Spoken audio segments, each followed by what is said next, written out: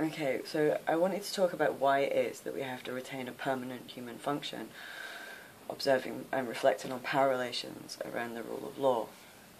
Now, if a responsibility cannot be abdicated, if it is always a site of political responsibility, that means the delivering the service can never end. That site is a site of political responsibility, and the duties can't be abdicated, the labour can't be abdicated, so any attempt to abdicate will generate crisis. But what we have been trying to do is bypass that by just eroding institutions with kind of a reflex response to crisis to strip back at what policymakers can't conceptualise. So that's the things that these institutions do.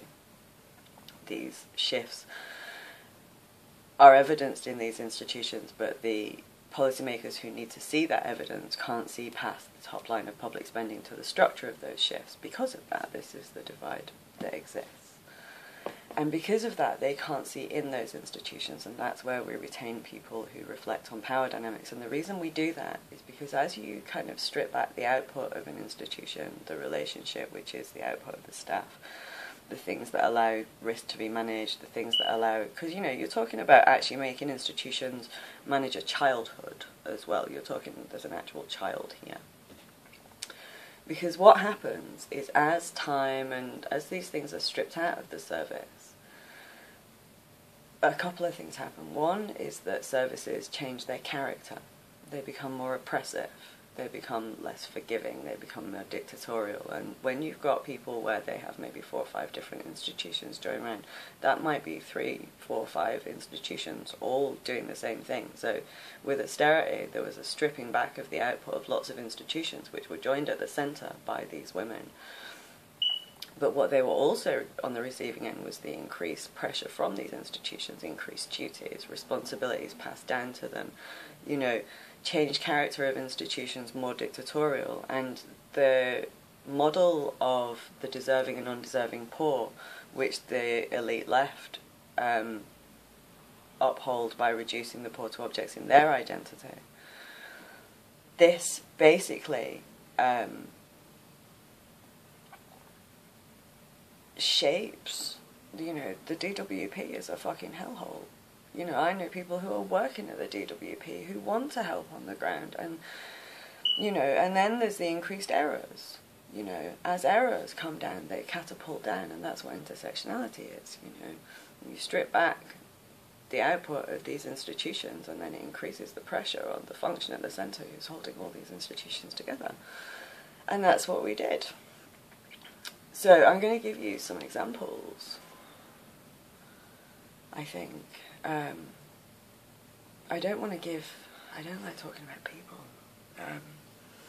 So I'm going to give vaguified blood examples. I worked with a pensioner the year before LSE. She asked me to help fire, well, actually her son asked me to help fire her carer. We have completely dissolved social care. We've marketised it almost completely, passed out responsibility to a bunch of social enterprises, and we've devolved spending to the individual under the guise of empowering them so that we could get rid of HR functions and administrative functions, and we could pass the administration to them, and the oversight and the risk assessment. And when I got to see this woman, I started working with her, it became apparent that this carer had been abusing her for quite some time and had stolen £900 off her. And the local authority, when she had said, "I'm really scared, don't get taken to tribunal." And by the time I arrived, she was still shaking because this woman still had keys to her house. You know, when the 6-month permanence, the 26 weeks permanence thing was introduced under the public law outline for family law.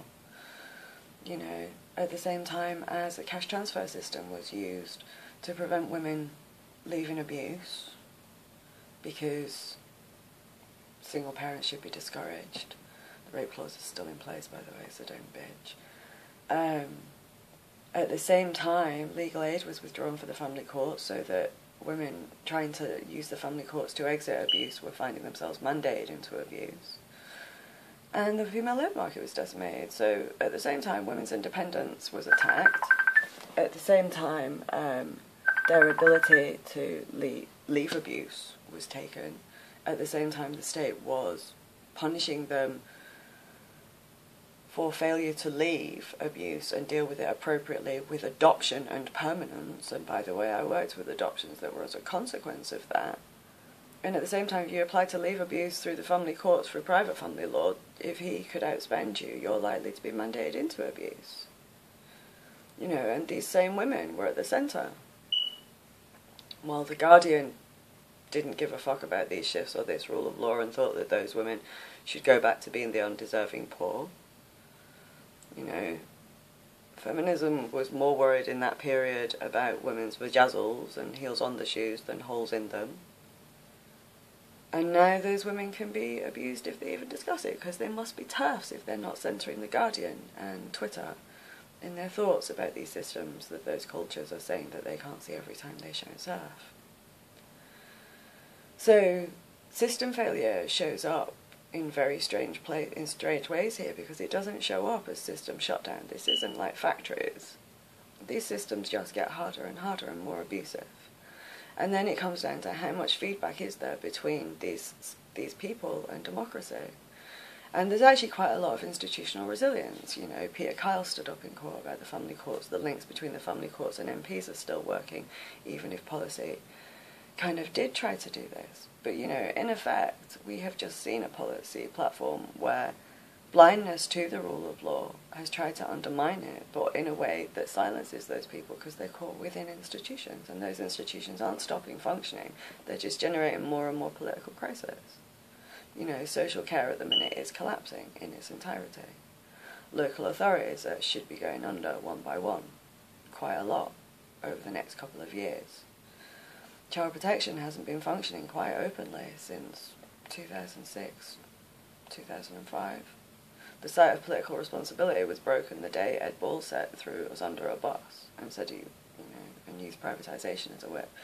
Still at the core of, assessment of those systems is marketisation as a further remedy. So that will just keep stripping back output as a remedy to crisis until there are more crises. We're now kind of in the later stages of this.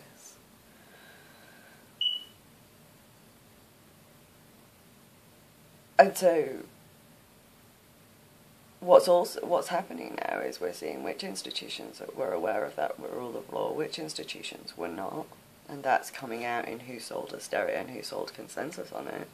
But the crises that are being generated now are major political crisis and institutional breakdown that, those near power should have been able to see years ago. Well, now it's happening.